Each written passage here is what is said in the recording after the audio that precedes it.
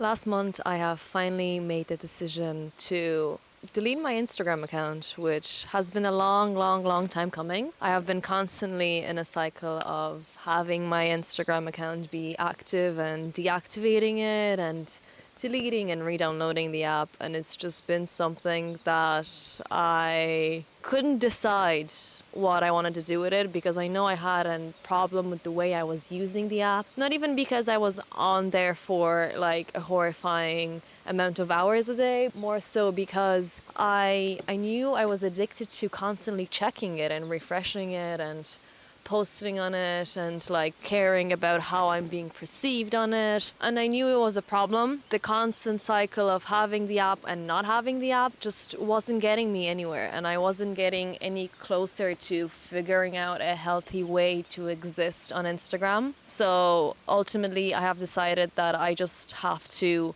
make a choice, and whatever that choice is going to be, whether I'm going to stay on Instagram or stay off Instagram, because I kept not being able to make a choice and I kept being in between decisions, and that's no way to live. And also, people were trying to message me, and I was constantly having my account deactivated, so it was just stupid. I've tried every, app blocker that is supposed to help you not use your Instagram account as much, and I have tried screen time limits and all that, and I don't think that ever works, and I don't think that ever could work, because I think Instagram is an addiction that could be compared to something like smoking. And if you're addicted to smoking and you're addicted to smoking, a number of cigarettes a day, just because you stop smoking for a week, you're not going to be cured, and you're not going to smoke less cigarettes, when you get back on the app. I hope that makes sense. But yeah, I don't think Instagram addiction, the addiction to scrolling, the addiction to refreshing can be cured by taking a break or by setting a limit. Like, it's either something you have or you don't have, and some people can exist perfectly fine using the app and they don't have any, side effects of addiction and hating it and whatever. But other people, and I think most people like me, sorry, my dog is with me, I am outside, and he is hating every moment that I am sitting by the water because he hates water. Yeah. It's hard being a mother. Okay. No, no, no.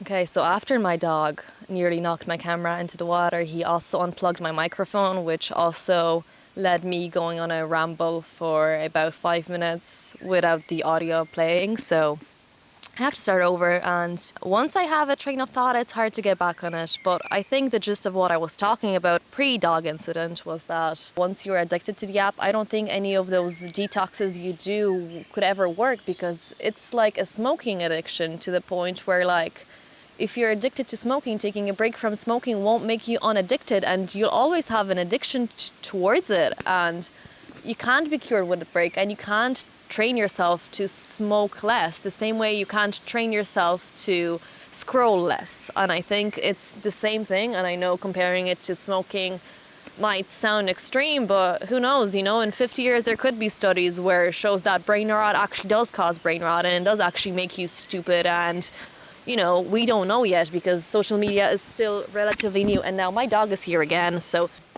Jesus, what an awkward dog too.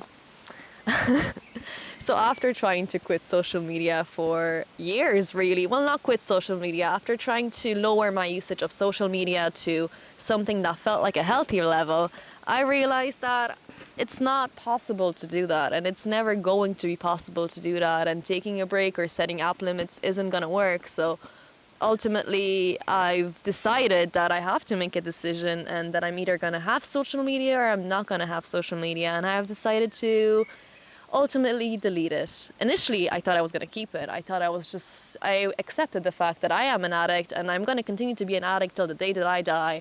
And then I thought about it a bit longer and decided that I'm actually way fucking better than that. And I am not going to die a slave to my phone. And I am going to delete the app that is causing me more misery than it is causing me happiness. So I fully deleted my Instagram account. It doesn't exist anymore. It's not archived away and tucked away in Instagram's archive or whatever. It's gone. It's deleted, and I'm free. It feels like I'm free. I'm free, and it's good. It feels good, and it feels good Sorry, is my dog distracting everyone the same way he's distracting me? Because if so, I'm sorry, okay? Realistically, if I knew that I wanted to sit down and ramble, I shouldn't have brought him with me. But you know what? I hate going on a walk without him because he's such a little baby.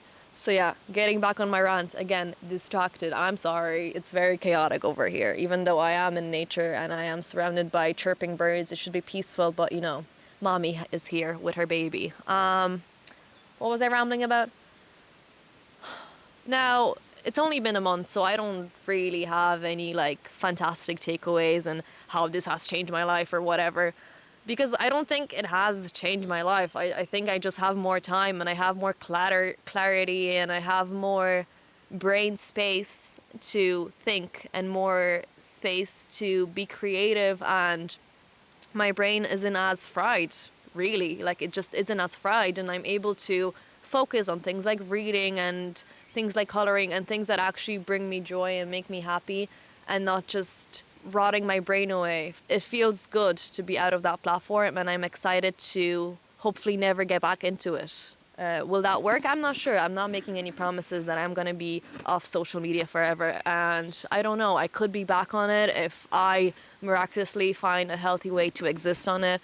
But because I have tried every method that I could think of, every app blocker, every hiding my phone in a different room and all that, I've tried every fucking addict method to use social media in a way that doesn't make me hate social media, but I don't think it exists because it's not designed to be used in a healthy way. So I don't think it can be used in a healthy way in the long run. Don't bring your dog that has never sat still in his life if you're planning to film a video, is what I'm learning.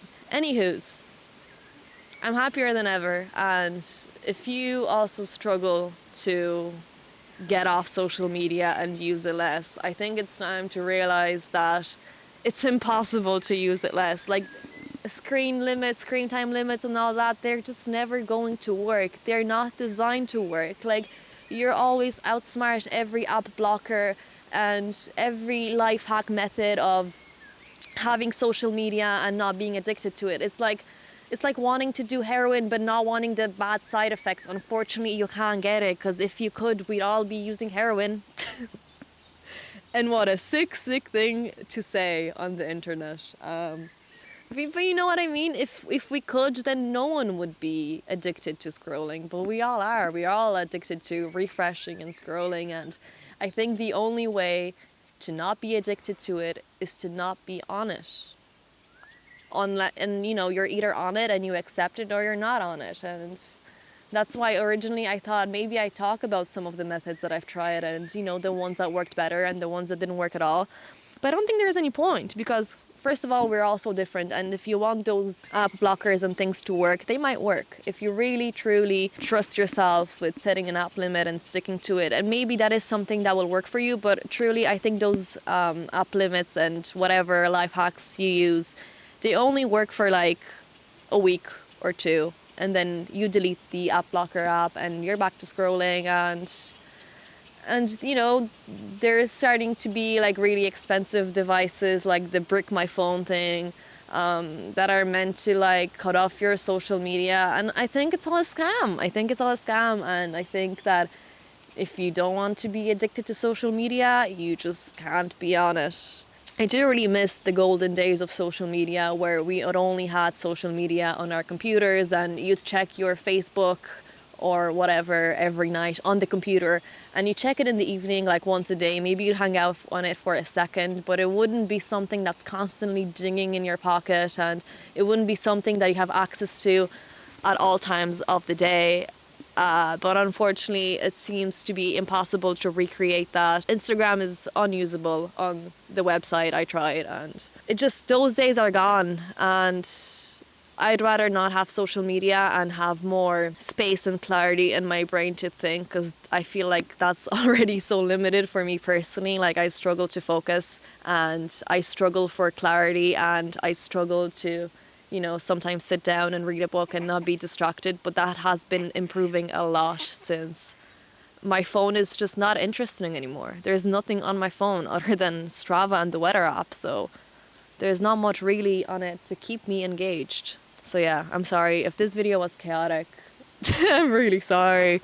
But blame it on the poor baby. But he's looking very cute right now. So I hope this has brought you some insight and some value. And yeah, if you're thinking about it, you should try it. And by the way, if you're worried about all your files and stuff, my phone is ringing. Oh my God. When you leave your house, so you're not distracted, and then you're distracted every 5 minutes because your phone is ringing and your dog is in your way and whatever. But anyway, I think I'm done talking, and I hope that this footage is usable because I've tried so hard to make this usable.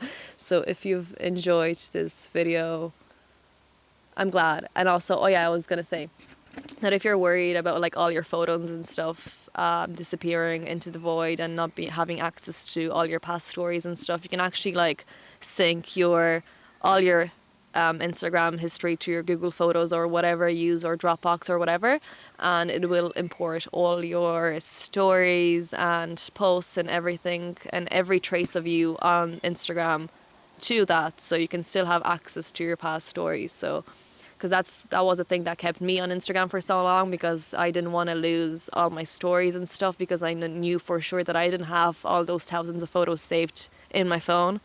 But you can sync that up with your Google Photos, and if you want to get off Instagram and free your brain from it, I would recommend it. It has been great so far, and I don't see myself coming back to that platform, and it just feels good to feel free, and it feels good to have made a decision and stuck with it. I think that's the main thing. I've decided I'm not on social media and I'm not going to be on it, and that's my path, and that's the path I want to be on, and it feels good to be decisive about it. So thank you for watching. Any final words from... No? Okay. Thanks for watching, and I hope you have a great day. Bye-bye.